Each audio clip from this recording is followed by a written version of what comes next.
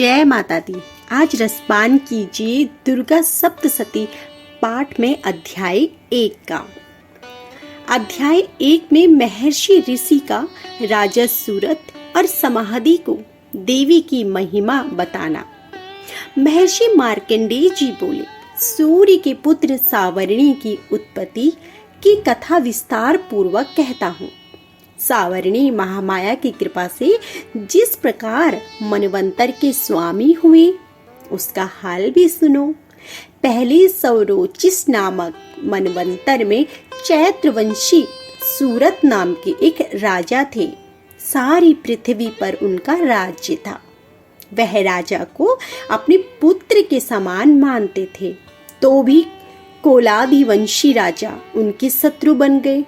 दुष्टों को दंड देने वाले राजा सूरत की उनकी साथ लड़ाई हुई। कोलाविद वंशियों की संख्या में कम होने पर भी राजा सूरत युद्ध में उनसे हार गए। तब वह अपने नगर में आ गए। केवल अपने देश का राज्य ही उनके पास रह गया। वह उसी देश के राजा होकर राज्य करने लगे, किंतु उनके शत्रुओं ने उन पर वहां भी आक्रमण किया। राजा को बलहीन देखकर उसकी दुष्ट मंत्रियों ने राजा की सेना और खजाना अपने अधिकार में कर लिया। राजा सूरत अपने राज्य अधिकार को हारकर शिकार खेलने के बहाने घोड़े पर सवार होकर वहां से एक भयंकर वन की ओर चले गए। उस वन में उन्होंने महर्षि मेघा का आश्रम देखा। वहां महर्षि मेघा अपने शिष्यों तथा मुनियों से सुशोभित बैठी हुई थी और वहां कितने ही हिंसक जीव परम शांति भाव से रहते थे। राजा सूरत ने महर्षि मेघा को प्रणाम किया और महर्षि ने भी उनका उचित सत्कार किया। राजा सूरत महर्षि के आश्रम में कुछ समय तक ठहरे। अपने नगर की ममता के आकर्षण से राजा अपने मन में सोचने लगे कि पूर्व काल में पूर्वजों ने जिस नगर का पालन किया था वह आज मेरे हाथ से निकल गया। मेरे दुष्ट एवं दुरात्मा मंत्री मेरे नगर की अब धर्म से रक्षा कर रहे होंगे या नहीं। मेरे प्रधान हाथी, जो कि सदा मद की वर्षा करने वाला और सूरवीर था, मेरे बेरियों के वश में होकर न जाने क्या दुख भोग रहा होगा। मेरे आज्ञाकारी नौकर, जो मेरी कृपा से धन और भोजन पाने से सदैव सुखी रहते थे और मेरे पीछे पीछे चलते थे, वह अब निश्चय ही दुष्ट राजाओं का अनुसरण करते होंगे तथा मेरे दुष्ट एवं दुरात्मा मंत्रियों द्वारा व्यर्थ ही धन को व्यय करने से संचित किया होगा। मेरा खजाना एक दिन अवश्य खाली हो जाएगा। इस प्रकार की बहुत सी बातें सोचता हुआ राजा निरंतर दुखी रहने लगा। एक दिन राजा सूरत ने महर्षि के आश्रम के निकट एक वैश्य को देखा। राजा ने उससे पूछा, भाई तुम कौन हो? यहाँ तुम्हारे आने का क्या कारण है और तुम मुझे शोकग्रस्त अनमने से दिखाई देते हो, इसका क्या कारण है? राजा के यह नम्र वचन सुन वैश्य ने महाराज सूरत को प्रणाम करके कहा। वैश्य बोला, हे राजन, मेरा नाम समाधि है। मैं धनियों के कुल में उत्पन्न एक वैश्य हूँ। मेरी दुष्ट स्त्री पुत्र आदि ने लोभ से मेरा सब कुछ छीन लिया है और वह मुझे घर से निकाल दिया है। मैं इस तरह से दुखी होकर इस वन में चला आया हूँ और यहाँ रहता हुआ मैं इस बात को भी नहीं जानता कि अब घर में इस समय सब कुशल होगा या नहीं। यहाँ मैं अपने परिवार का आचरण संबंधी कोई समाचार भी नहीं पा सकता कि वह घर में इस समय कुशल पूर्वक है या नहीं। मैं अपने पुत्रों के संबंध में भी यह नहीं जानता कि वह सदाचारी हैं या दुराचारी में फंसे हैं। राजा बोले, जिस धन के लोभी स्त्री पुत्रों ने तुम्हें घर से निकाल दिया है, फिर भी तुम्हारा चित्त उनमें क्यों प्रेम करता है? वैश्य ने कहा, मेरे विषय में आपका ऐसा कहना ठीक है, किंतु मेरा मन इतना कठोर नहीं है। यद्यपि उन्होंने धन के लोभ में पड़कर पितृ स्नेह को त्याग कर मुझे अपने घर से निकाल दिया है, तो भी मेरे मन में उनके लिए कोई कठोरता नहीं है। हे महामते, मेरा मन फिर भी उनमें क्यों फंस रहा है? इस बात को जानते हुए भी मैं नहीं जान रहा। मेरा चित्त उनके लिए दुखी है। मैं उनके लिए लंबी लंबी सांसें ले रहा हूँ। उन लोगों में प्रेम नाम का कुछ भी नहीं है, फिर भी मैं ऐसे ही निसंदेह स्नेहियों के लिए मेरा हृदय कठोर नहीं होता। महर्षि मार्कंडेय जी ने कहा, हे ब्राह्मण। इसके पश्चात महाराज सूरत और वह वैश्य दोनों महर्षि मेघा के समीप गए और उनके साथ न्याय संभाषण करने दोनों ने वार्ता आरंभ की। राजा बोले, हे भगवान, मैं आपसे एक बात पूछना चाहता हूँ, सो आप कृपा करके मुझे बताएं। मेरा मन मेरे अधीन नहीं है, इससे मैं बहुत दुखी हूँ। राज धन आदि की चिंता अभी तक मुझे बनी हुई है और मेरी यह ममता अज्ञानियों की तरह बढ़ती ही जा रही है। और यह समाधि नामक वैश्य भी अपने से अपमानित होकर आया है। इसके स्वजनों ने भी इसे त्याग दिया है। स्वजनों ने त्यागा हुआ भी यह उनसे हार्दिक प्रेम रखता है। इस तरह हम दोनों ही दुखी हैं। हे महाभाग, उन लोगों के अवगुणों को देखकर भी हम दोनों के मन में उनके लिए ममता आकर्षण उत्पन्न हो रहा है। हमारे ज्ञान रहते हुए भी ऐसा क्यों है? अज्ञानी मनुष्यों की तरह हम दोनों में यह मूर्खता क्यों है? महर्षि मेघा ने कहा, विषम मार्ग का ज्ञान सब जंतुओं को है। सबों के लिए विषम पृथक पृथक होते हैं। कुछ प्राणी दिन में नहीं देखते तो कुछ रात को, परंतु कोई जीव ऐसे नहीं है जो दिन तथा रात दोनों में देख सकते हैं। और यह सत्य है कि मनुष्यों में ज्ञान प्रधान है, किंतु केवल मनुष्य ही ज्ञानी नहीं होता, पशु पक्षी आदि भी ज्ञान रखते हैं।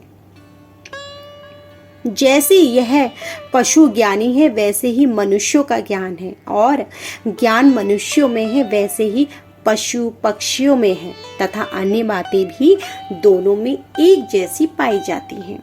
ज्ञान होने पर भी इन पक्षियों की ओर देखो कि अपने मुख से पीड़ित बच्चों की चोंच में कितने प्रेम से अन्न के दाने डालते हैं। हे राजन, ऐसे ही प्रेम मनुष्यों में अपनी संतान के प्रति पाया जाता है। लोभ के कारण अपने उपकार का बदला पाने के लिए मनुष्य पुत्रों की इच्छा करते हैं और इस प्रकार मोह के गड्ढे में गिर जाते हैं।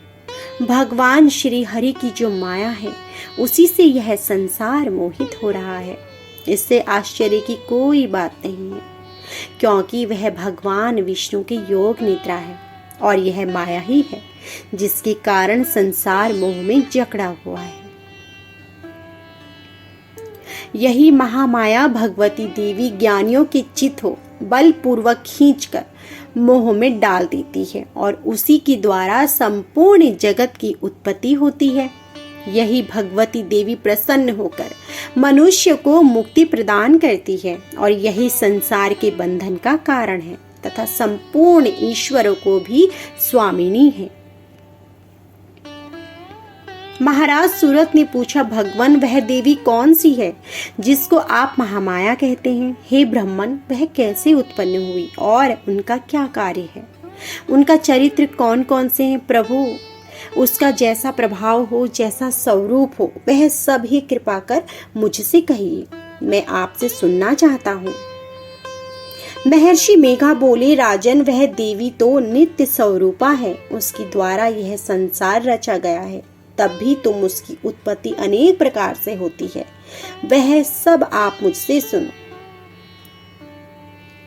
संसार को जलमय करके जब भगवान विष्णु योग निद्रा आश्रय लेकर शीर्ष शया पर सो रहे थे, तब मधु कैटभ नाम के 2 असुर उनके कानों के मैल से प्रकट हुए और वह ब्रह्मा जी को मारने के लिए तैयार हो गए। श्री ब्रह्मा जी ने जब उन दोनों को अपनी ओर आते देखा तो यह भी देखा कि भगवान विष्णु योग निद्रा का आश्रय लेकर सो रहे हैं। तो वह उस समय श्री भगवान के जागने के लिए उनके नेत्रों में निवास करने वाली योग निद्रा की स्तुति करने लगे।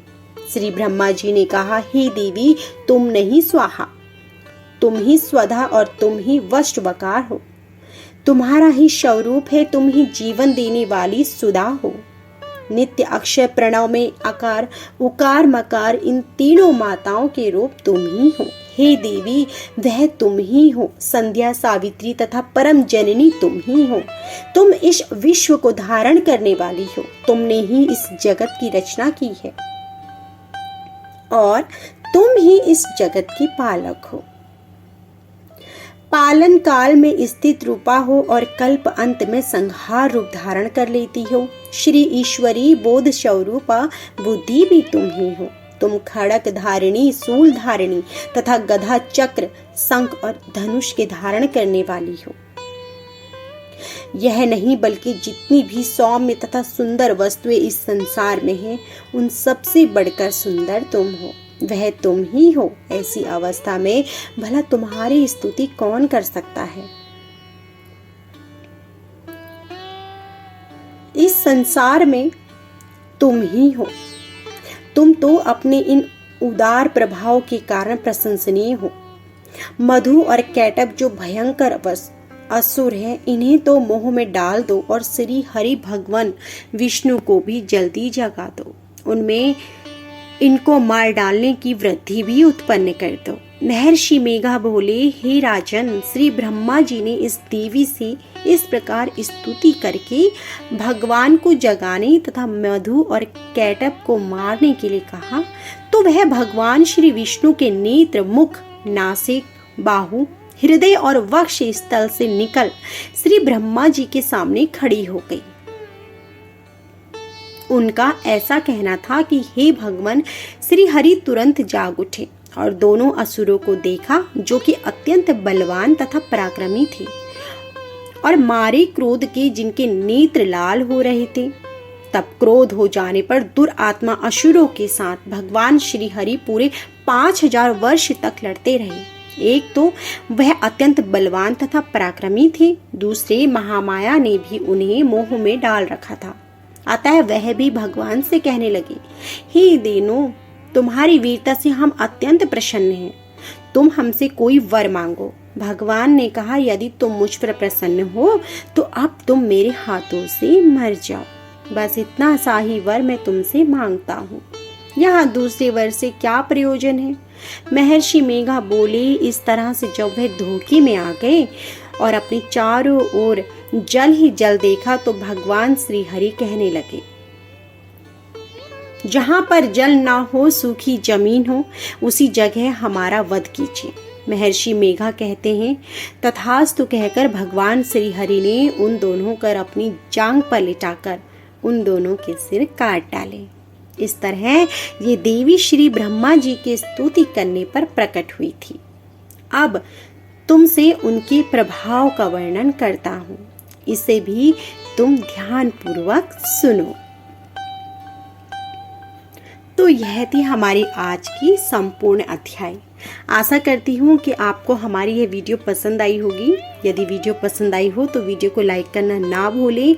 यदि आप हमारे चैनल पर नए हैं तो चैनल को सब्सक्राइब कीजिए और बेल आइकन दबाएं, जिससे कि आपको आने वाले अध्याय प्रसारित होते ही मिल सके।